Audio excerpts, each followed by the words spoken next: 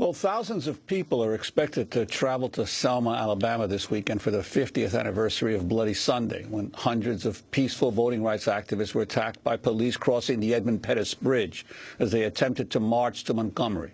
The date was March 7th, 1965. Bloody Sunday was the first of 3 attempted marches from Selma to Montgomery, which was finally completed under federal protection and led by Dr. Martin Luther King, Jr. One of the protesters beaten on Bloody Sunday was Congressman John Lewis, then a 25-year-old organizer with SNCC, the Student Nonviolent Coordinating Committee. I was beaten by a state trooper, knocked to the ground, and I was in the hospital from that until about an hour ago. In 2012, I had a chance to sit down with Congressmember John Lewis, now an esteemed member of Congress who will lead a congressional delegation to Selma this weekend. I asked him to talk about that day in Selma, Bloody Sunday. On March 7, 1965, a group of us attempted to march from Selma to Montgomery, Alabama, to dramatize to the nation that people wanted to register to vote.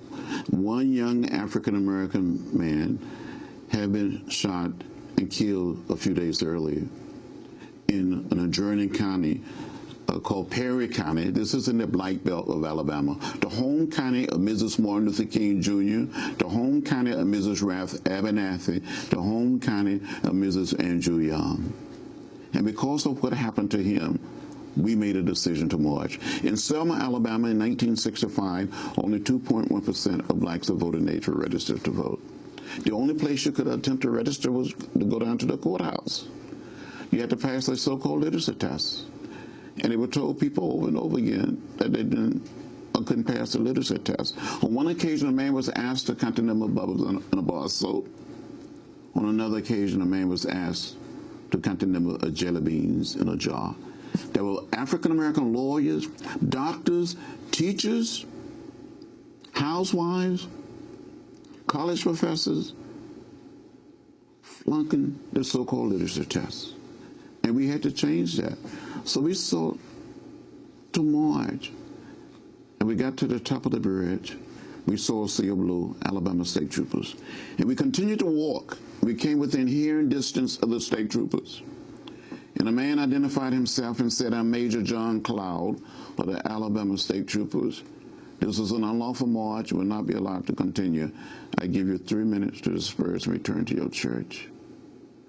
And one of the young people walking with me, leading the march, a man by the name of Jose Williams, who was on the staff of Dr. Martin Luther King, Jr., said, "Major, give us a moment to kneel and pray."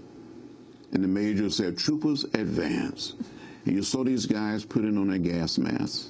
They came toward us, beating us with nightsticks and bullwhips, trampling us with horses. I was hit in the head by a state trooper with a nightstick. I had a concussion at the bridge. My legs went out from under me. I felt like I was going to die. I thought I saw death. All these many years later, I don't recall how I made it back across that bridge to the church. But as I got back to the church is full to capacity. More than 2,000 people outside trying to get in to protest what had happened on the bridge. And someone asked me to say something to the audience.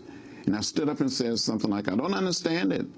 How President Johnson can send troops to Vietnam, but cannot send troops to Selma, Alabama to protect people who only desires to register to vote." The next thing I knew, I'd been admitted to a local hospital in Selma.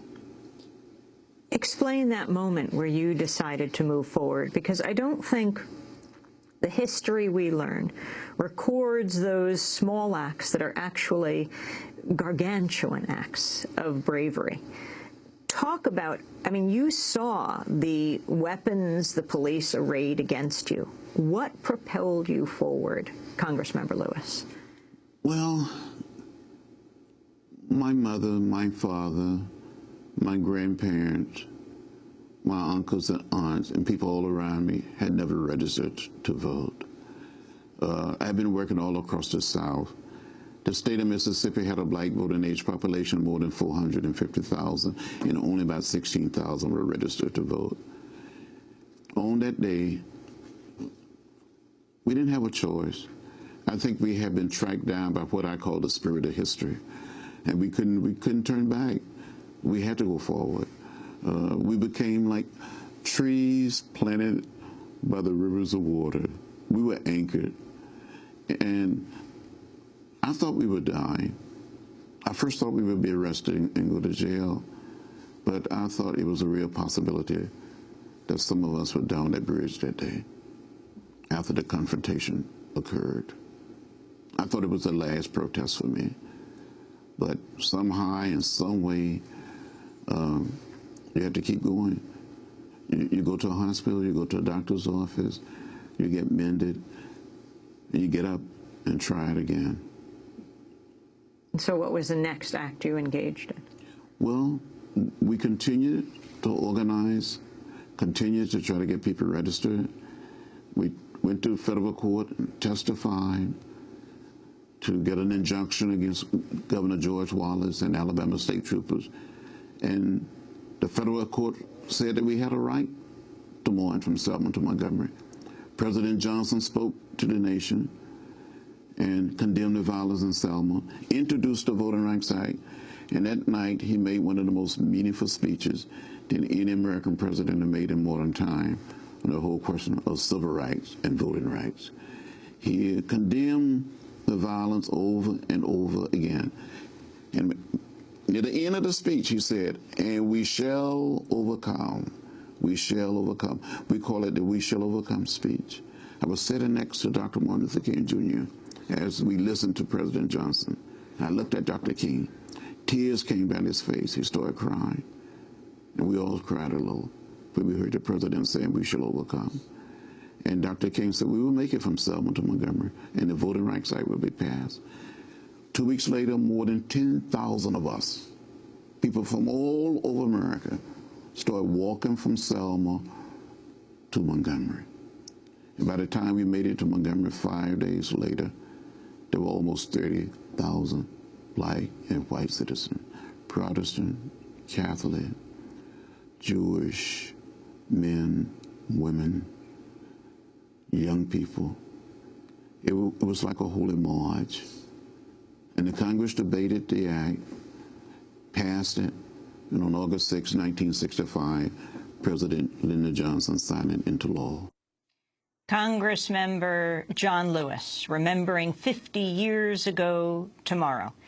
He was one of the leaders of the march, had his head bashed in by Alabama state troopers, among with scores of other people who were wounded. He will lead a pilgrimage to Selma tomorrow. Democracy Now! Will be there and broadcast from Alabama on Monday.